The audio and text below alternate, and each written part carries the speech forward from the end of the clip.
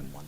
Sir Pawan Kalyan గారికి ఏదన్నా okay limitations ఉన్నాయో ఈ సిచ్యువేషన్లో ఏదన్నా మళ్ళీ బ్లాస్ట్ అవుతుందేమో అని చెప్పి ఆయన సౌమ్యంగా ఉన్నా మెగా బ్రదర్ ఊరుకోడు కదా, నాగబాబు గారు ఎలాంటి వాటి మీద ఒక్కసారిగా రేజ్ అవుతాడు, ఆయన ఇప్పుడు ఎమ్మెల్సీ. అదే కదా ఆశ్చర్యం, అదే కదా ఆశ్చర్యం.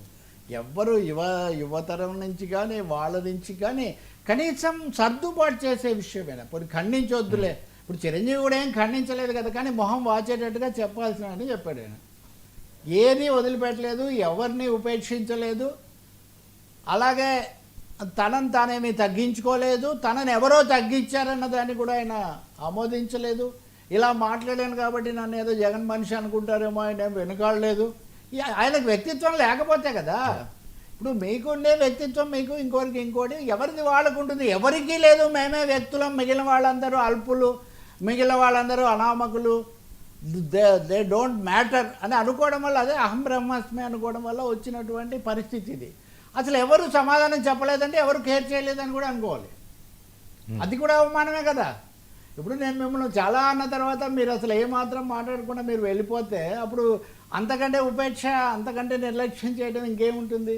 కాబట్టి Balakrishna doesn't deserve A reply అని వీళ్ళందరూ అనుకుంటున్నారా? లేదా అసలు ఏమీ జరగలేదు, గజం మిథ్య, పలాయనం మిథ్య, శాసనసభ మిథ్య, బాలయ్య మాట్లాడింది మిథ్య అని భావిస్తున్నారా? తెలీదు. ఈరోజు కనుక శాసనసభ వేదికలో ఏదో ఒక విధమైన ప్రత్యక్ష పరోక్ష ప్రస్తావన రాకపోతే, జనసేన నుంచి తెలుగుదేశం వేదిక నుంచి వివరణో సవరణో రాకపోతే, కూటమి పూర్తిగా ఒక విధమైనటువంటి అంతర్గత దీంట్లో వైరుధ్యాల ఊబిలో చిక్కుకుపోయింది. ఏం మాట్లాడాలో అయోమయావస్థ, నిస్తబ్దత ఆవరించాయని మనం భావించాల్సి వస్తుంది. కనీసం అల్లుడన్నా, చిన్నవాడు కాబట్టి అల్లుడైనా సెటిలైట్ చేయొచ్చు, మరి చేస్తారా? మనం చూడాలి. బహుశా ఇది ఇట్లాంటివి పునరావృతం కాకుండా చూడాలి అది కూడా. ఎందుకంటే మళ్ళీ 1-2 సార్లు ఇటువంటివి జరిగితే మటుకు పూర్తిగా అది ప్రతిష్టకు ఇంకెవరు చేయనంత అపకారం వాళ్ళకు వాళ్ళే చేసుకున్నట్టుగా అవుతుంది.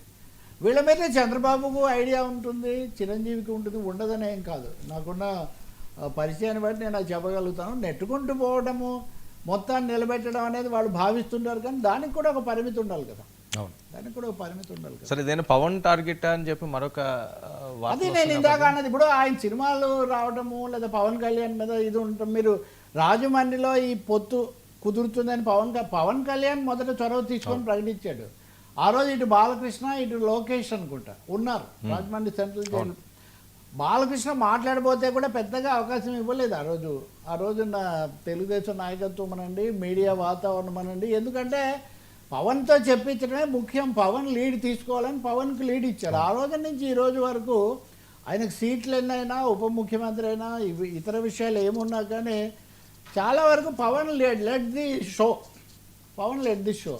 దీన్ని ఎంతవరకు జీర్ణం చేసుకున్నారు లేదు, అనేక సందర్భాల్లో ఆయన హావభావాలు, ఆయన వ్యాఖ్యలు ప్రతి సమయంలో చెప్పినవి కనుక కొంచెం స్థూలం మన మైక్రో అనాలిసిస్ చేస్తే ఎప్పుడూ ఒక నీడలాగా అసంతృప్తి, నీడలాగా ఒక అర్ధ మనస్కత అంటాం చూడండి, half hearted or left hand compliments అంటారు, లేదా హాఫ్ హార్టెడ్ కాంప్లిమెంట్ అంటాం. ఆ ధోరణి మటుకు కొంచెం కనిపిస్తూ వచ్చింది. ఏ రోజు మనస్ఫూర్తిగా ఈ పరిస్థితిని ఆయన ఆహ్వానించారని చెప్పలేము. పనిలో పని అని వైసీపీ వాళ్ళు, అంబటి రాంబాబు లాంటి వాళ్ళు దిగిపోయి అప్పుడు ఈయనే కావాలనుకున్నారు, ఈయన పక్కన పెట్టేశారు. సరే అల్లుడే కదా కాబోయే ముఖ్యమంత్రి అని సరిపెట్టారు.